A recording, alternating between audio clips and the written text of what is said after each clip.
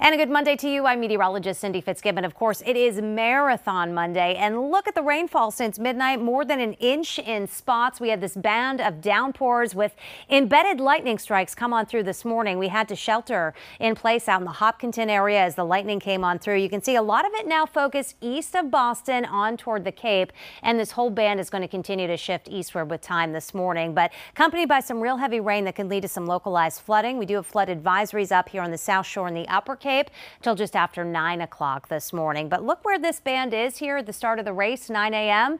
It's east of the race course. There will be some lighter rain around Boston. We're going to begin to dry things out in Hopkinton. And over the course of the race, much of the time will be dry. You can see midday, we start to see a few more showers fire up here early afternoon. And these will be rotating through mid-afternoon or so. So can't rule out an additional 1 or 2 showers over the course of the mid-afternoon, but much drier overall than what we experienced this morning. And temperatures after being in the 60s fell back a little bit with the rain falling. So a lot of 50s to start early on, but then the temperatures do jump up into the 60s once again. So by about noontime, the clouds may actually thin out a little bit. So it'll be warm along the race course with temperatures in the 60s.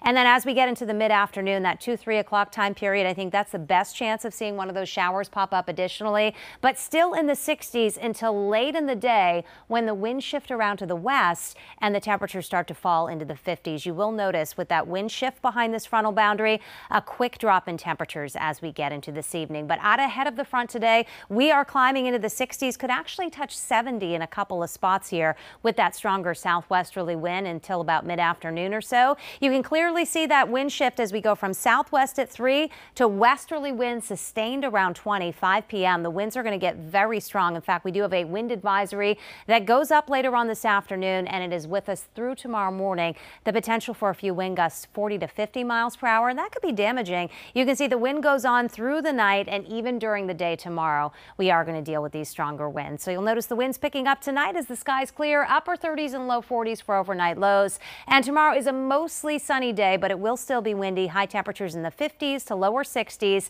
Wind making it feel cooler here behind this frontal boundary, but as high pressure builds on in, winds are going to settle down Tuesday night, and Wednesday looks to be a really nice day. Lots of sunshine, upper 50s, close to 60 degrees. More clouds arrive on Thursday, and that will eventually lead to another round of rain. And look at those temperatures coming up again. Looks like a wet start to the weekend, but warm with temperatures back to near 70.